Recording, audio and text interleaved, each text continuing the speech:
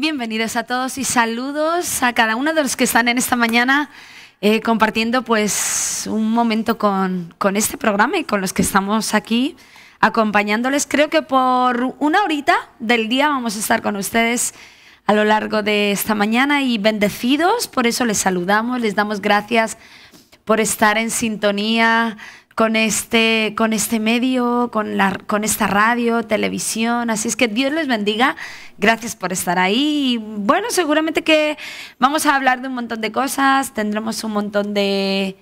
No sé, ¿cuántas cosas tenemos hoy para hablar? Buenos días, Samuel. Hola, ¿qué tal? Yo bien, pero ¿tenemos mucho que hablar o hoy tenemos poco que hablar? No, tenemos algo que hablar, por supuesto, de la palabra, pero yo, por otro lado, estoy indignadísimo. Ok, madre mía, cómo empezamos el día. Sí, pero empezamos muy indignados. Sí, súper indignado. O sea, tú has venido fastidiado hoy. Pero muy fastidiado. Ok, ¿tengo algo yo que ver en ello o no? ¿O yo estoy ajena de tu fastidio? No, estoy indignado con el tipo de seres humanos que tenemos alrededor, que más que seres humanos deberían estar en un zoológico, ¿no? Oh, wow. Ya, eso son palabras mayores, son palabras caramba. mayores, claro.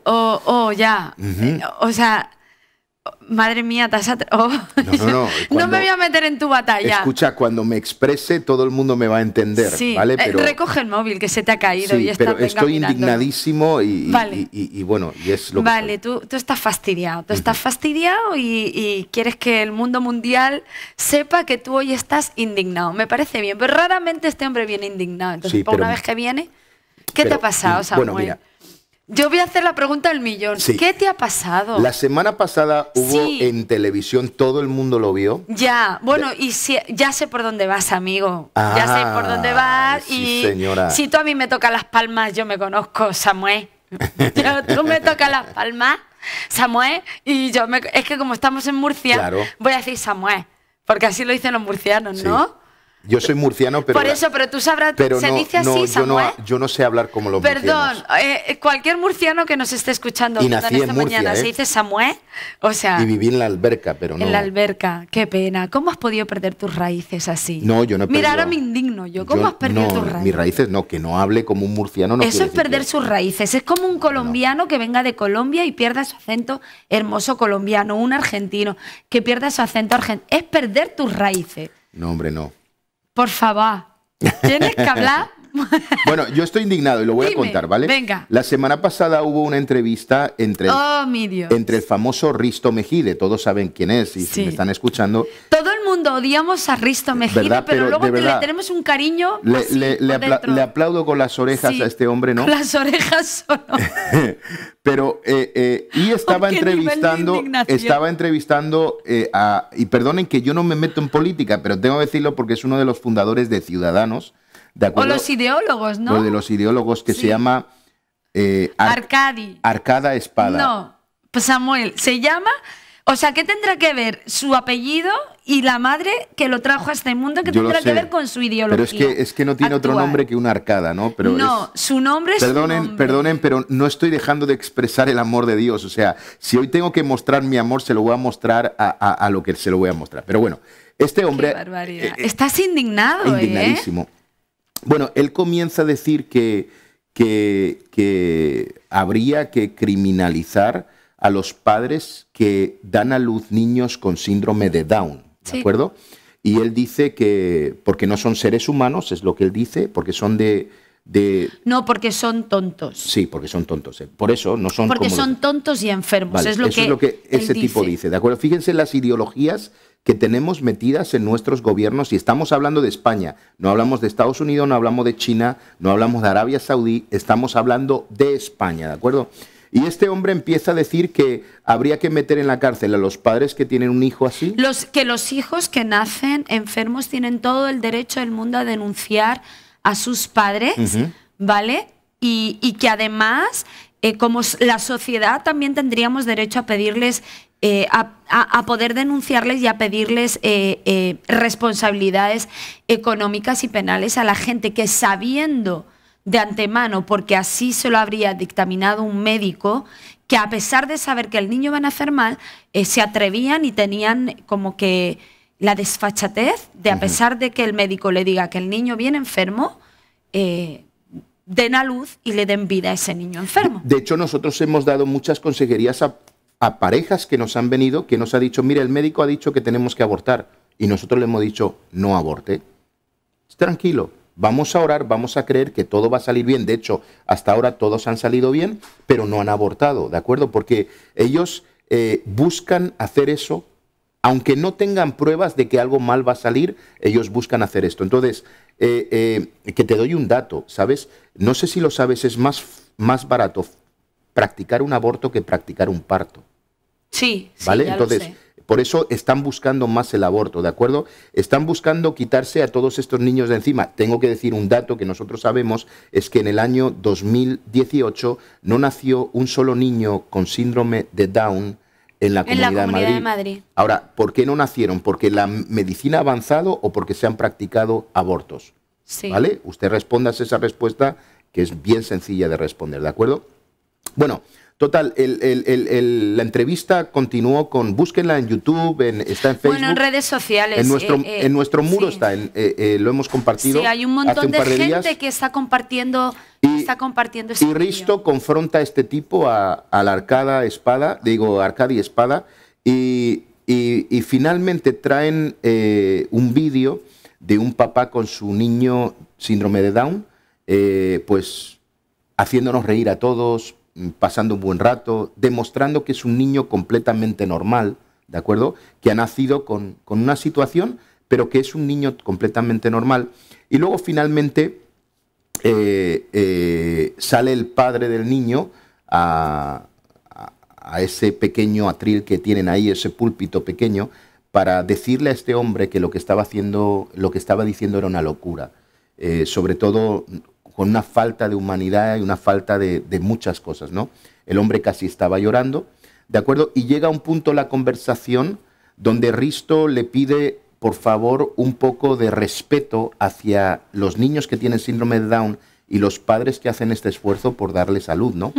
Y ese tipo se levanta y se va y se marcha del lugar, tristemente y cobardemente, sí, porque cobardemente. no tiene nombre. Recuerden, y lo siento para aquellos que se molestan con políticos. Yo soy apolítico, yo no soy de ningún partido político, yo soy de Cristo.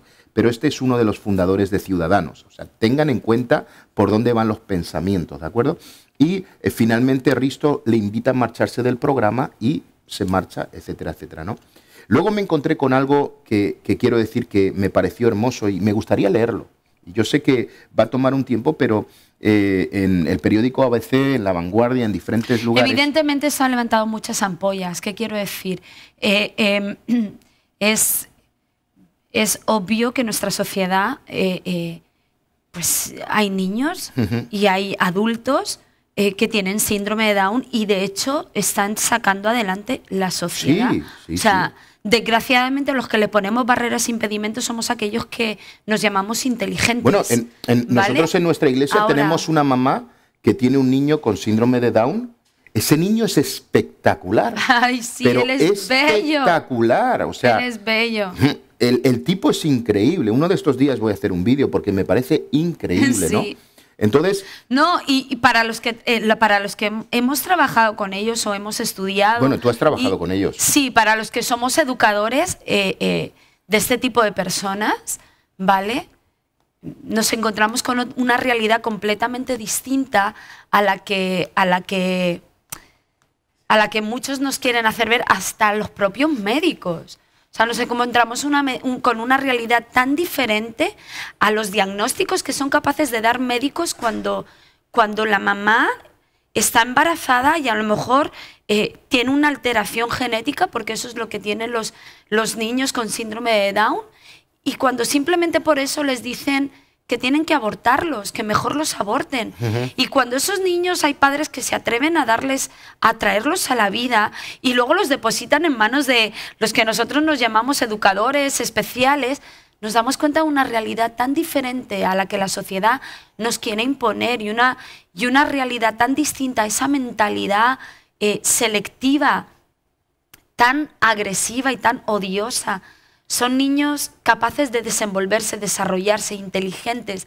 Tal vez les cueste más y sean un poco más lentos en el aprendizaje, pero no es imposible que aprendan.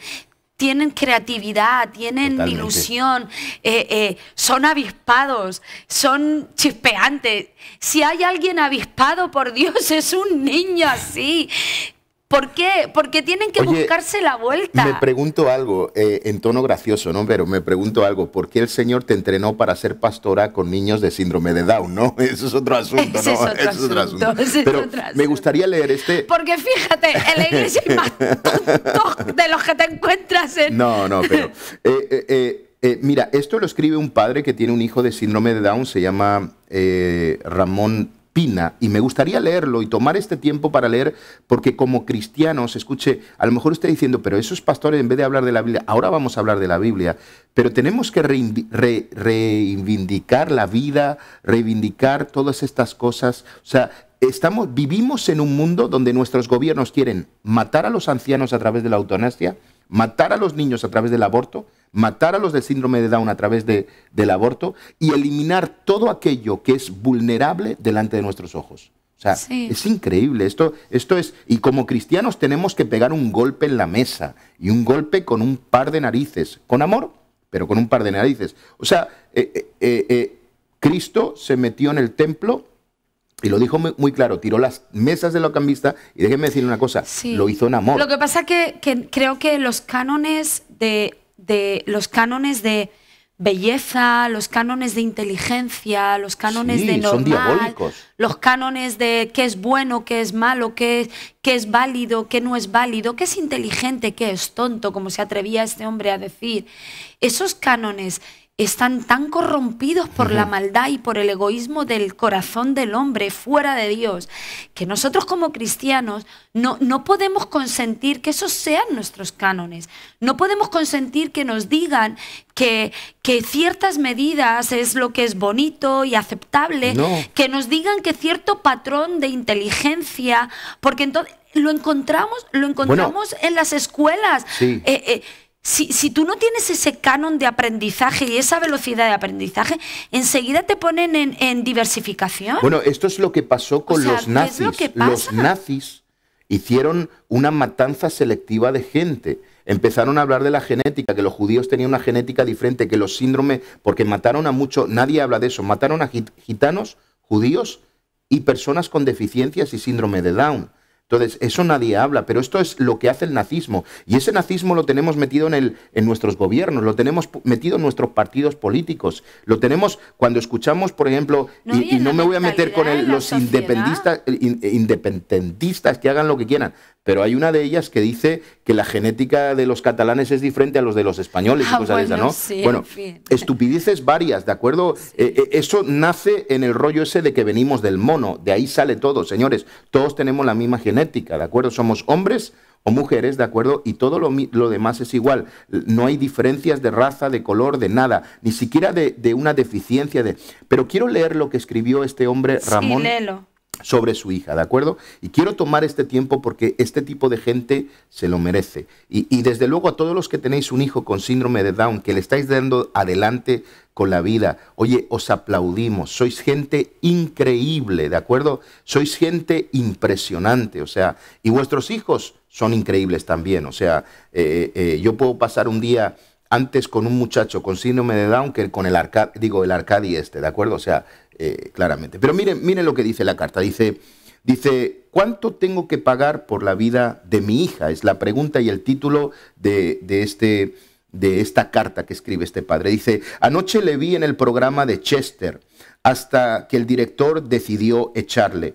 Me pareció que me miraba usted a los ojos cuando nos decía aquello de que los padres a los que el sistema público de salud nos había avisado de los grandes daños con los que nacería un hijo nuestro, de seguir adelante, deberíamos asumir nuestra responsabilidad moral y, por supuesto, nuestra responsabilidad económica, y que llegado el caso, usted además entendería legítimo que nuestros hijos nos demandaran como mínimo en vía penal, por lo que a su juicio es una inmoralidad por nuestra parte. ¿Vale? Esa comienza así. Voy a saltarme las consideraciones que me merecen sus opiniones porque como gracias a Dios usted tiene más o menos la misma importancia que yo en nuestra sociedad y en nuestro tiempo, no superarán nunca la categoría de opiniones de bajo alcance y de muy mal gusto. Me preocupan, sin embargo, los números. No sea que algo quede en el sustrato de la conciencia colectiva y cale la idea de que las personas con síndrome de Down suponen una carga inasumible para el sistema. Veamos, señor Espada. En la actualidad, en nuestro país viven aproximadamente 32,000 personas con síndrome de Down. Todos ellos consumen y pagan IVA al hacerlo. Miles de ellos trabajan por cuenta ajena y alguno por cuenta propia. Y tributan y cotizan al sistema, como puede hacerlo yo mismo, y quiero pensar también que usted. Pagan en el metro, en el cine, y si quieren un caprichito, pues también se lo pagan. Pagan y vuelven a pagar cada cosa que les toca, porque es el sino del ciudadano de nuestro tiempo, y ellos lo son. Como entiendo que habrá entendido el capítulo de ingresos para el sistema, me voy al de los gastos que suponen a este, ya que me parece que es el que más le preocupa a usted de cara a prepararme para la factura social, que usted mismo, y sospecho que con mucho gusto, me girará al final de la vida de mi hija por la irresponsabilidad manifiesta de haberla dejado nacer. Como usted argumenta sobre la base de los costes que supone mi hija a la sociedad, vamos a comenzar por aliviarme la carga en aquellas partidas en las que ellas nunca generará coste social. Si la forma de ser y actuar de las personas con síndrome de Down se mantienen durante unos años. Mire, mi hija nunca irá a la cárcel, porque ella nunca será acusada ni condenada por delitos de corrupción, de falsedad, de robo, de hurto, de acoso, de calumnias. Mi hija no inflará presupuestos ni malversará fondos públicos, no generará fake news ni copiará en un examen y ni mucho menos en una tesis. Mi hija no matará nunca. Mi hija no dejará las calles asquerosas después de un botellón, ni quemará jamás un bosque. La presencia de 1000 como ella en el campo de fútbol no hará que el partido sea declarado de alto riesgo. No rodeará el Congreso, ni tirará botellas, mecheros y piedras a los representantes del pueblo, sean los que sean. No cortará el tráfico, no acosará a nadie en redes sociales, no consumirá drogas, no conducirá bebida, no cometerá imprudencias al volante y no mentirá para hacer daño a otro. ¿Sigo, señor Espada? O quizás con la rebaja que se infiere en todo lo anterior me va a ir perdonando mis deudas de padre inmoral, señor Espada. Venga, hago un último esfuerzo a ver si le convenzo. Mi hija vivirá menos tiempo que la media de los españoles, mucho menos. Eso hará que usted no tenga que soportar sobre sus espaldas de cotizante ni sus 20 años de pensionista, ni todos los gastos tan vinculados a la dependencia de nuestros mayores a día de hoy. Yo creo que ahora sí, lo dejamos estar ahí. No creo que usted sea mala persona, señor Espada, ni le tengo por un idiota. Sencillamente creo que usted no ve más allá de usted mismo y que carece de la capacidad intelectual suficiente como para entender el valor que las personas con síndrome de Down y en general las personas con discapacidad intelectual le aportan a nuestro mundo. Cuando quiera, estaré encantado de explicarle mi punto de vista. Ramón Pina. Olé y olé y olé. Eso está en la página de Con mis hijos no te metas. ¿Pero olé lo dices tú o está escrito en el texto? No, eso lo he dicho yo. Ah, vale. Vale, entonces... No, lo que pasa es que lo que no podemos permitir es que este mundo pierda su sensibilidad, que este mundo pierda esencia de la vida valores. Y los valores. No, no lo podemos permitir. No podemos permitir que este mundo se convierta en la ley del más fuerte, como la ley de la selva, que gana el más fuerte. No podemos permitir que el dinero esté por encima de los valores, que el dinero esté por encima de la familia, que el dinero esté por encima de los sentimientos. No podemos permitir todo eso, es absolutamente imposible, porque entonces en ese momento el ser humano se habrá corrompido de tal manera que no será respetable ni para sí mismo. Entonces no podemos permitir eso. Tenemos que todavía seguir luchando Y creo que, mira, cada vez que leemos esta carta yo siempre digo lo mismo. Una vez más, solamente el mal se vence con el bien. Y una vez más, esta respuesta es la mejor respuesta que se le podía dar a un ser malo. Porque para mí alguien que habla con tal ligereza de las personas y es capaz de estigmatizar o de ponerle una etiqueta a alguien de tonto o listo, bueno o malo, para mí ya perdió todos los valores. Y creo que tristemente este hombre desnudó su corazón de la peor manera. Bueno, y ha provocado una revolución a nivel nacional que para mí es maravillosa. La revolución que ha provocado es hacer que la gente buena, que todavía tiene valores, brinquemos ante semejante perversión y podamos decir, ni modo queremos convertir este país en eso que este señor está diciendo. Así que compartamos todos en las redes sociales, es bueno que hablemos, es bueno que declaramos. La Biblia enseña que somos nosotros los que denunciamos las injusticias. Claro. ¿De acuerdo? La Biblia enseña eso y nosotros somos los que lo hacemos. Así que nosotros denunciamos esto, ¿de acuerdo? Y nada más.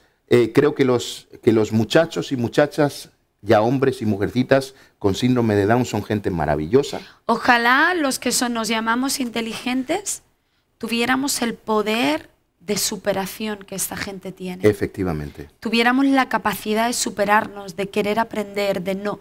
Es gente tan ilimitada. O sea, cuando uno está cerca de ellos, uno se da cuenta del poder ilimitado que tienen, cómo son capaces de ir hasta contracorriente. Ellos iban contracorriente, derriban barreras y se ve, o sea, han conseguido cosas que parecían imposibles y ahí están. Me pregunto si el Congreso, los diputados de España, se llenara de diputados con síndrome de Down, ¿cómo sería el país? Tenemos, creo que es una eurodiputada con síndrome de Down. Qué bueno. ¿Pero española o de otro país?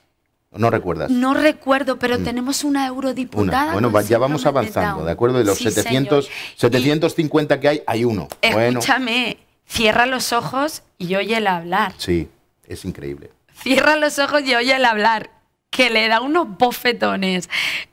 A los que se creen muy listos, cierra los ojos. Cuando Dios dice que Él avergüenza la sabiduría de los hombres, ¿de acuerdo? De verdad que sí. Es una realidad. Sí. Bueno, vamos a ir a la palabra, ¿de acuerdo? Bueno, para que no digan... Oye, estabas realmente estaba indignado. Ya me he quitado esa cosa que tenía dentro. Oye, te has comido la mitad. Nadie se enfade conmigo. Necesitaba soltar esa arcada que tenía, ¿no? Perdón, Arcadi, ¿no? Perdonen. Sí, por favor. Pero se notaba tu indignación. Oye, de verdad. Porque te has tomado la mitad del programa en hablar de esto. Sí, la verdad es que... Pero bueno, la verdad, si nunca hemos hecho un homenaje a gente que aparentemente para el mundo son inferiores o no son tan válidos, bueno, pues hoy hemos querido recuperar el valor. Y ¿saben qué? Una vez más decimos lo mismo. Oiga, caballero, con mis hijos usted no se meta. Así ¿vale? Es. O sea, una vez más vamos a usar nuestra frasecita. Esa frase es de todos. Con mis hijos, caballero, usted no se meta. Con mis hijos no te metas. Y punto, ¿de acuerdo? Así que nada Exacto. más. Quiero hablar de un tema, y bueno, queremos hablar de un tema, y yo lo he titulado Preesencia. Hoy no nos va a dar tiempo. No, porque tu indignación se ha tomado a la mitad del programa, No, con lo cual estaba fantástico. Sí. Yo estoy feliz porque nunca hemos hablado de esto. Pero era necesario reivindicar la verdad. Sí. Bueno, no voy a hablar más del tema porque es que estoy indignado. Estás encendido. Pero bueno. Tienes fuego en la mirada. Preesencia, ¿de acuerdo? Algo que necesitamos en este tiempo, y he estado hablando otras semanas de ello, es enamorarnos de la presencia de Dios, amarla y anhelarla, ¿no? Y creo que es importante que podamos entender cómo Dios está transicionando las cosas, ¿de acuerdo? Sí. Dios está haciendo de transiciones y creo que en este tiempo Dios quiere sorprendernos de manera que nunca antes hemos visto en España. Estoy convencido que cosas que ojo no vio ni oído yo se van a manifestar de una manera fuerte, ¿de acuerdo? Algo que yo le decía a la gente de la iglesia nuestra hay una palabra que usamos mucho y le decimos a nuestros hijos, a la gente que lideramos, a la gente, tú vas a pasar por todo lo que yo pasé, ¿no? Y hemos olvidado un principio de Jesús, y es que nosotros no vamos a pasar por lo que Él pasó, nosotros continuaremos donde Él lo dejó, ¿de acuerdo? Y yo algo que le digo a mis hijos, a Samuel y a Priscila, no es que ellos van a pasar por todo lo que yo pasé, sino que ellos continuarán donde tú y yo lo dejemos, ¿de acuerdo? Y lo mismo con la gente de nuestras iglesias, la gente que está alrededor nuestra. Creo que tenemos que tener mucho cuidado cómo hablamos. Referirle a un discípulo, a un líder, a un pastor más joven, a un hijo que va a pasar por lo mismo que yo he pasado, creo que es perder el valor de por qué yo pasé por lo que pasé. Yo pasé por lo que pasé para que ellos no sufran ni pasen por aquello que yo pasé. Exacto. Yo una de las razones por las cuales me reúno con los pastores de las diferentes iglesias Río de Vida es para contarle mi experiencia y que ellos no pasen por donde yo pasé y por lo que yo tuve que descubrir por mí mismo, ¿de acuerdo? En ese aspecto y en otros muchos. El otro día... Pero creo que ese es el valor del verdadero aprendizaje. Primero, poder enseñar desde la experiencia, y segundo, poder aprender por la obediencia. Quiero decir, creo que el verdadero valor de la enseñanza o el verdadero valor del aprendizaje precisamente es ese, es poder dar otro nivel o otra plataforma para los que nos siguen, porque es que entonces estaríamos diciendo que la vida es un círculo vicioso en el que no hay posibilidades de salir. Y creo que si nosotros rompemos con ese círculo vicioso diciendo, tranquilos, vosotros no tenéis por qué sufrir lo que sufrimos, aquí tienen su plataforma, aquí tienen su tarima, que es desde el punto de partida de que nosotros lo dejamos. Seguramente que tendrán otras cosas que experimentar, seguramente que tendrán otras cosas que aprender, pero no tendrán que ver con el pasado, sino que tendrán que ver con el futuro que ellos inician. Y creo que ese aprendizaje es mucho más hermoso. Qué pena repetir un pasado cuando puedes aprender de un futuro. Claro. Entonces, para mí ese es el verdadero valor de la enseñanza. ¿Por qué tengo que vivir el pasado de otro? Cuando, gracias al pasado de otro, yo puedo experimentar mi futuro, y claro que habrán cosas que tenga que aprender, y claro que habrán errores que cometeré, por supuesto, pero qué bueno que todo eso se deje como legado a generaciones. Claro. Ahí es cuando convertimos el mundo en algo mejor. Creo que no tenemos que reescribir capítulos, tenemos que escribir nuevos capítulos, Claro. ¿de acuerdo? Y como cristianos tenemos que pensar de esa manera, porque si no pensamos de esa manera, de alguna manera vamos a estar fallando y no vamos a poder avanzar. O sea, el pueblo de Israel no tenía que volver a pasar por el desierto. Tú y yo no tenemos que pasar por la cruz. Sí llevamos nuestra cruz y seguimos a Jesús, pero no tenemos que pasar por lo que Jesús pasó. Tenemos que continuar lo que otros nos han dejado. Exacto. Desde luego, no hablar mal. Donde llegaron los otros fue hasta donde pudieron. Nosotros llegaremos donde podamos y otros seguirán hasta Pero donde creo puedan. que esa es la riqueza. Creo que cuando uno aprende de verdad y continúa con lo que otro ha dejado, creo que ahí es donde está valorando lo que otro hizo. Totalmente. Creo que repetir errores precisamente es no valorar el precio, no valorar el trabajo que otro hizo, ¿vale? Porque si tienes que repetir lo mismo, ¿qué valor le estás dando a lo que ya está hecho? Así es. Entonces creo que la verdadera, la riqueza está y el valor está en cuando yo puedo continuar desde donde otro lo dejó, en lugar de echar para atrás y empezar por donde otro empezó. Así que, dicho esto, que creo que es importante notarlo, siempre en la Biblia se nos habla de dos etapas, ¿de acuerdo?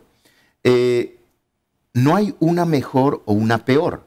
La una es la continuación de la otra. Y tenemos que romper con este esquema de pensar que el pastor que hubo antes que yo lo hizo mal. No, Ay, no. él hizo hasta donde llegó. Yo estoy continuando lo que él inició.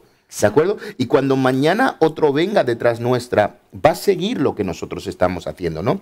Y siempre en la Biblia ha habido dos épocas, dos fases, dos pactos, dos revelaciones, dos manifestaciones. Quiero poner algún ejemplo para que lo podamos entender, ¿no? Pero, por ejemplo, tenemos la Biblia y los que tenéis Biblia sabéis que es Nuevo Testamento y Antiguo Testamento. Exacto. ¿Vale? Dos partes. La historia de Israel está en Egipto y en la tierra prometida. Dos partes, ¿de acuerdo? Conocemos que está el tiempo de la ley y el tiempo de la gracia. Dos partes, ¿de acuerdo? Últimamente yo estaba hablando de esto de la iglesia, está el tabernáculo de Moisés y el tabernáculo de David, ¿de acuerdo? O la tienda de David. Hay dos lugares donde la presencia de Dios. Recuerda que estaba en Gabaón y en Sión, ¿de acuerdo? Llegó un momento que cuando David trae de vuelta el arca, no lo lleva a Gabaón, donde está el tabernáculo de Moisés, lo lleva a su tienda. Y hay una enseñanza muy interesante que aprenderemos también dentro de unos días de cómo era diferente la tienda de David que el tabernáculo de Moisés. Se rompen algunas tradiciones, se rompen algunas historias, ¿de acuerdo? Hay un mensaje poderoso que un día de estos daremos también, ¿no? Ahora, luego tenemos Israel y la iglesia. Exacto. ¿De acuerdo? Israel tenía una labor, un tiempo, siguen teniendo esa labor, porque Israel, yo no creo que Israel fue borrada del mapa en absoluto. Israel tiene su protagonismo, ¿de acuerdo? Y la iglesia tiene el suyo también, ¿de acuerdo? Entonces siempre, ahora, en nuestra vida pasa lo mismo también, Raquel, ¿de acuerdo? Entonces, tenemos dos temporadas, tenemos que aprender a transicionar entre una temporada y otra, ¿de acuerdo? Y ahí es donde está el grave problema, ¿de acuerdo? No podemos entrar a cosas nuevas con pensamientos viejos. No podemos. Y no estoy diciendo que el pensamiento viejo sea malo, ¿de acuerdo? Pero lo nuevo requiere lo nuevo. Por eso la palabra de Dios en Romanos capítulo 12, 1 y 2 dice que habla de la renovación de nuestras mentes, ¿no? Y tenemos que saber transicionar. Vivimos en un mundo de transición. Hay unos ejemplos que yo estuve poniendo a la iglesia y no quiero que nadie me malentienda, ¿de acuerdo? Pero, por ejemplo, en estos días hemos visto todo el problema de los taxis y de Uber, ¿de acuerdo? Ha habido una transición en el mundo donde tenemos un sistema que es el taxi, que el que creó la idea del taxi, increíble, ¿de acuerdo? Pero el que ha creado la idea de Uber es increíble también. Es como los centros comerciales, el que creó el Corte Inglés, que comenzó con una sastrería y una tienda de telas en Madrid, tuvo un invento impresionante. El Corte Inglés ha sido uno de los negocios más rentables de este país durante mucho tiempo, pero es que el que ha creado Amazon, ¿de acuerdo? Entonces, yo tengo que transicionar y tengo que saber, y lo mismo pasa en nuestras vidas. Dios siempre tiene dos etapas en nuestros corazones, ¿no? Y creo que como cristianos tenemos, y yo he escrito esta frase, tenemos que ir donde nunca hemos estado. Exacto. Ese tiene que ser la visión del creyente. Tenemos que ir donde nunca hemos estado. Tenemos que plantar una iglesia donde nunca ha habido iglesia. Tenemos que abrir un negocio donde nunca ha existido ese negocio. Ajá. Es la clave del éxito. Y tenemos que aprender todo lo que recibimos de Dios. Tenemos que llevarlo donde nunca hemos estado. ¿De acuerdo? O sea, para intentar no reescribir capítulos, sino continuar la historia y escribir nuevos capítulos. Exacto. Yo creo que Hechos tiene muchos capítulos y el 29 lo escribimos nosotros, ¿de acuerdo? Y el 30 lo escribirán otros y el 31 lo escribirán otros, ¿de acuerdo? Pero ahí está, ¿de acuerdo? Entonces, tenemos que llevar lo que tenemos de Dios a nuevas áreas, ¿de acuerdo? Y si queremos algo nuevo de Dios, tenemos que caminar hacia un escenario nuevo, tenemos que transicionar, ¿de acuerdo? Yo no puedo trabajar en Uber con mentalidad de taxi, no puedo trabajar en Amazon con mentalidad del Corte Inglés. Tengo que aprender a transicionar porque el mundo está cambiando y el mundo va a seguir cambiando y todo va a seguir cambiando. Cristo no cambia, ¿de acuerdo? Pero como todo está cambiando, nuestra forma de llegar a la gente cambia y todo está cambiando, ¿de acuerdo? Entonces, claramente hay algo que yo estoy sintiendo en este tiempo y es que creo que Dios nos está llamando a la iglesia a ir a algo más, a transicionar, a creer que hay cosas nuevas que Dios va a revelar en este tiempo que son importantes para poder seguir llevando la obra de Dios adelante. Pero eso no quiere decir que el mensaje cambie. No. Que los valores cambien. Jesucristo es el mismo ayer, claro, hoy y por los siglos. Eso nunca podrá cambiar, evidentemente. La palabra de Dios dice que cielo y tierra pasará, pero su palabra jamás pasará. Es decir, su palabra seguirá siendo su palabra. La verdad seguirá siendo la verdad. Eso es inmutable. Eso no cambia. Pero sí es verdad que nosotros sí tenemos que cambiar. Totalmente. Tiene que haber un cambio, ¿no? Tiene que haber una transición. Fíjate que nosotros en nuestra vida de creyentes tenemos siempre dos fases. Y quiero mostrarlo porque esto puede ayudar a mucha gente, ¿de acuerdo?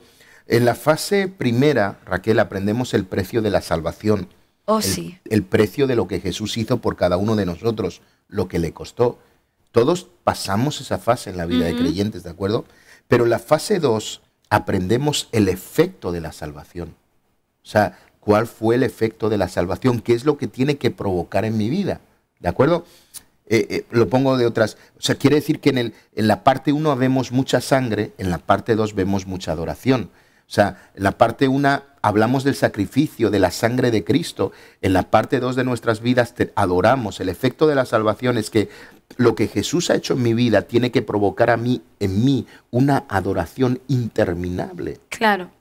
¿De acuerdo? Entonces, pero tenemos que saber transicionar de una fase a otra, ¿no? Sí, la verdad es que quedarte todo el rato en la fase de el sacrificio, pues no te va a llevar a nada. Totalmente. O sea, te va a mantener toda la vida, sí salvo, pero sin propósito, sin misión, sin destino. Y creo que es la otra parte, porque claro, cuando decimos la parte de la adoración es como estar todo el día con la vida contemplativa diciéndole, ay, gracias Señor porque me has salvado, con las manos levantadas. No.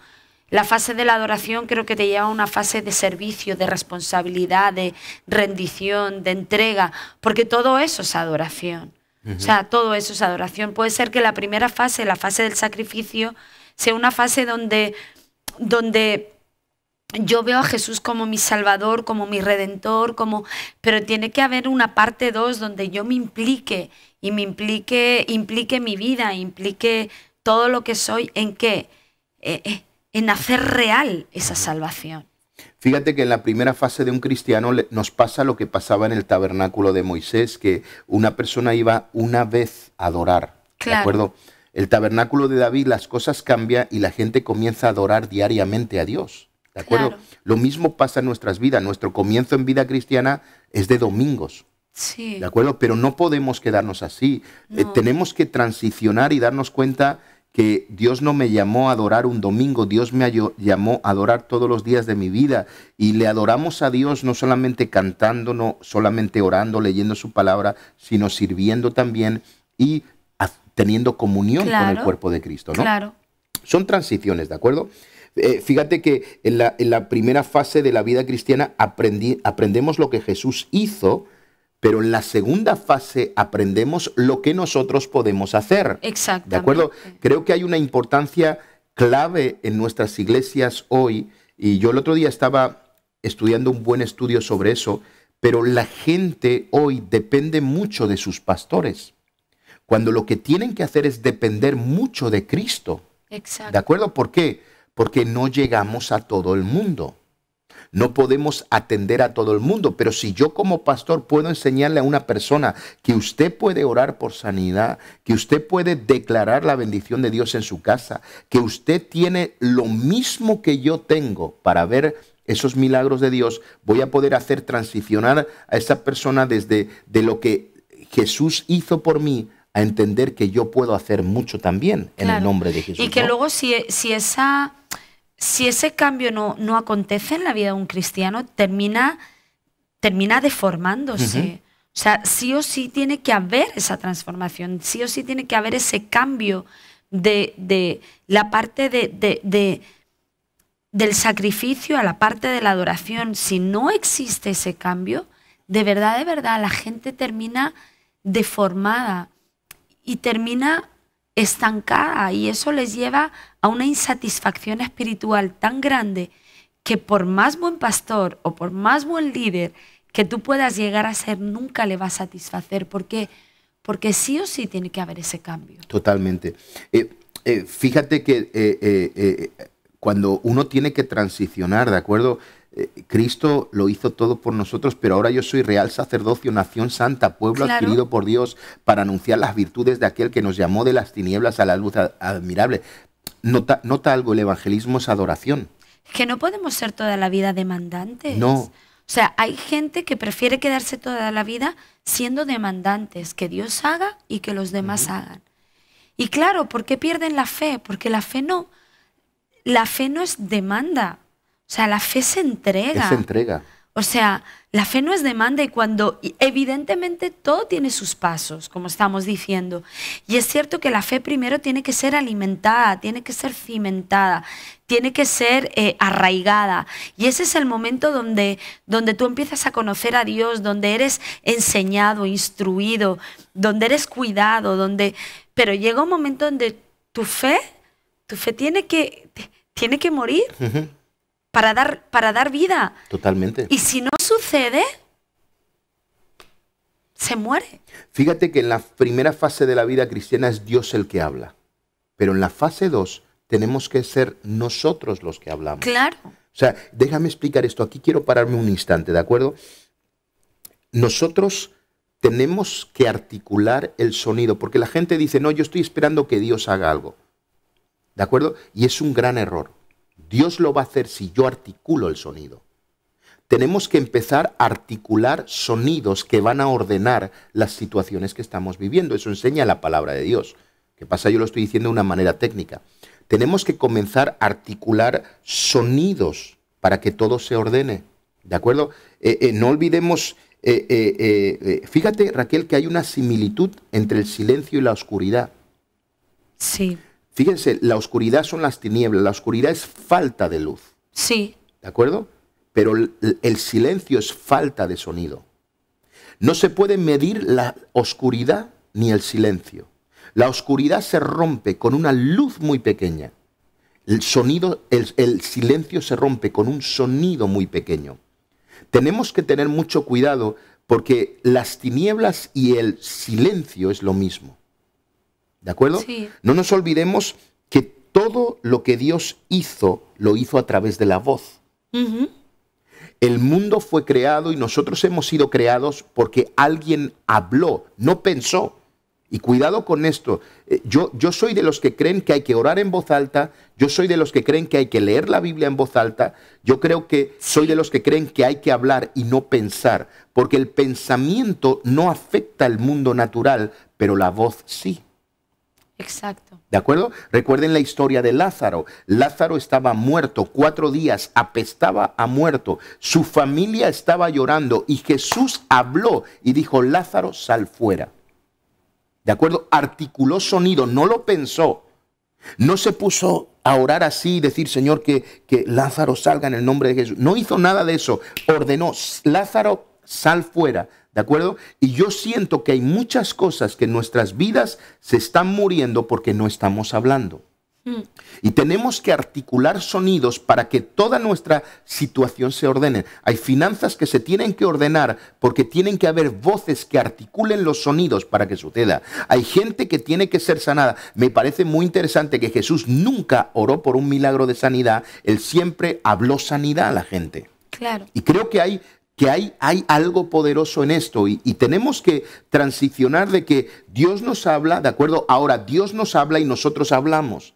Tenemos no que quedarnos esperando que algo suceda, ¿de acuerdo? Creo que tenemos que hablar, tenemos que soltar la palabra, tenemos que articular el sonido, ¿de acuerdo? Tenemos que romper el silencio que están manteniendo esta ruina, este problema, esta situación, esta enfermedad, esta muerte, que están manteniendo y articular ese sonido, porque como dice la palabra de Dios, el poder de la vida y la muerte está en mis labios. Exactamente. La Biblia dice que renovemos nuestro pensamiento, porque así como el hombre piensa, así es el hombre.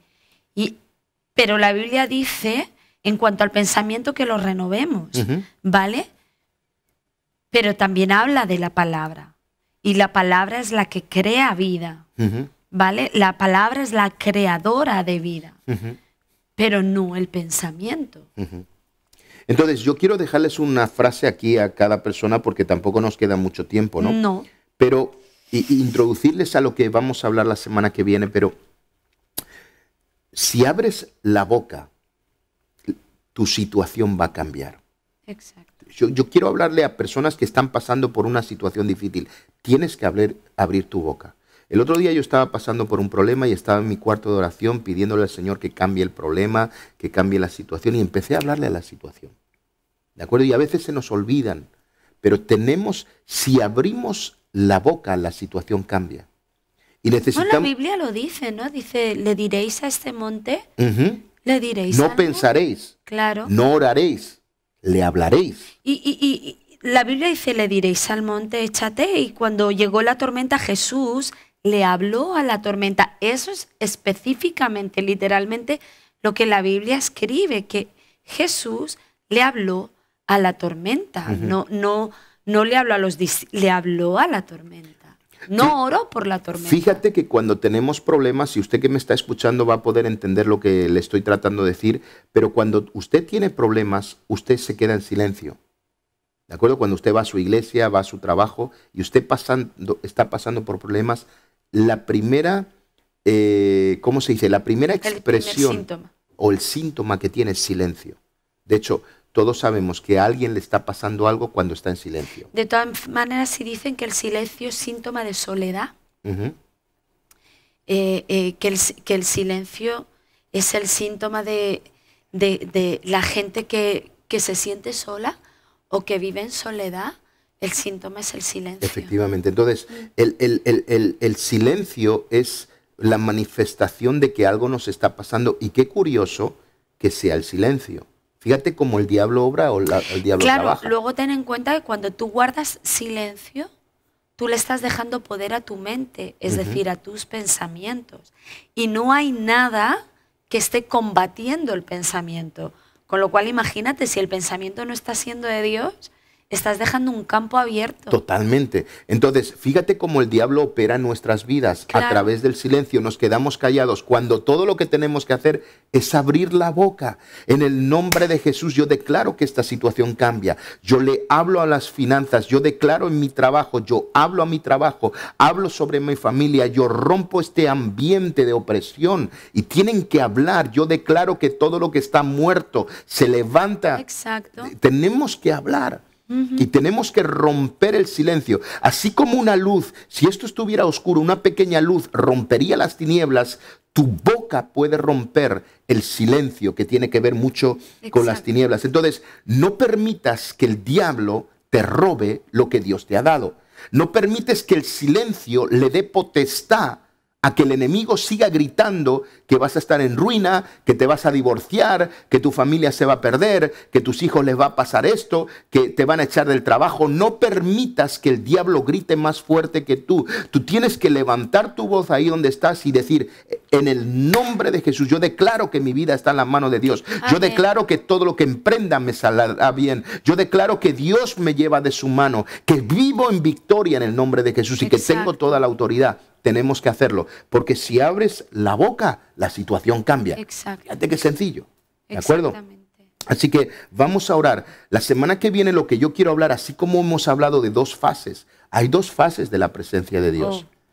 Vale. Hay una presencia que es completamente diferente a la otra, y les hablaré de las dos. Es la misma presencia de Dios, pero completamente diferente. Y les voy a enseñar eso. Me parece muy interesante, ¿de acuerdo? Okay. Y está escrito en Hebreos. Vamos a hablar de cómo era la presencia de Dios y cómo es ahora la presencia de Dios. Y vamos a entender lo que Dios está haciendo ahora. Y eso hablaremos la semana que viene. La semana que viene. Así que, pero esta es mi palabra para ti. Si abres la boca, tu situación va a cambiar. Y quiero animarte a todas esas personas que están pasando por un momento difícil. Todos estamos pasando por problemas. Yo estoy pasando los míos también. Te lo digo de corazón, pero estoy hablándole a esos problemas. Porque hay una montaña que se tiene que echar al mar en el nombre de Jesús. Hay un problema que se tiene que desaparecer. Y Jesús me dijo en su palabra que si tuviera una fe, que si hubiera fe como un grano de mostaza, le diría a ese problema, levántate y échate en el mar en el nombre de Jesús. Y eso es lo que yo voy a hacer. Y quiero animarte a que tú también lo hagas. Si abres la boca, la situación cambia. ¿Oramos, Raquel? Vamos a orar. Señor, y te damos gracias por este día, Señor. Amén. Señor, gracias porque, Señor, porque en tu palabra, Señor, está la respuesta. Señor, y tu palabra es verdad y es poderosa. Padre, en el nombre de Jesús, Señor, hoy nos queremos levantar, Señor, contra, Señor, todo pensamiento que está queriendo robarnos tu palabra, que está queriendo robarnos tu verdad. Señor, en el nombre de Jesús, Padre, tú nos diste el poder de la palabra y nos diste el poder de tu palabra, Señor, y en eso, Señor, queremos hoy, Señor, caminar, y en eso hoy nos queremos fundamentar, Amén. Señor. Señor, en el poder que hay en tu palabra. Señor, no vamos a hablar determinados por nuestro pensamiento. No vamos a hablar nuestra opinión. No vamos a hablar lo que nos sentimos. Vamos a hablar lo que tu palabra dice, porque esa es verdad. Señor, Amén. y es tu palabra la creadora de milagros, y es tu palabra la que da vida a lo que está muerto. Y hoy nos determinamos, Señor, a poder llenar nuestra boca, Señor, abrir nuestra boca, como dice tu palabra, y permitir que sea tu Espíritu Santo quien la llene. ¿Para qué? Para que lo que hablemos, Señor, pueda transformar nuestra situación, pueda transformar nuestra realidad. Señor, basados no en nuestras emociones, sino basados en tu palabra. Señor, yo te pido que en este día, Señor, tú llenes nuestra boca. Señor, que nosotros, Señor, nos determinemos a abrirla, pero que tú la llenes, Señor, para que lo que Amén. hablemos, Señor, sobre nuestros hogares, nuestras familias, sobre nuestras circunstancias, En el nombre de Señor, sea el Jesús. poder, Señor, de la vida y la vida que hay en tu palabra. En el nombre de Jesús. Amén. Amén. Hasta aquí hemos llegado. Pues sí, esperemos que la semana que viene no te indignes por nada y nos dé tiempo a acabar con el tema. Bueno, pero tenemos muchas semanas por delante. Sí, y mucho tiempo para indignarnos también, visto cómo va el mundo. Así que, bueno, les mandamos un abrazo muy grande. Semana que viene estamos de nuevo aquí. Un beso a todos.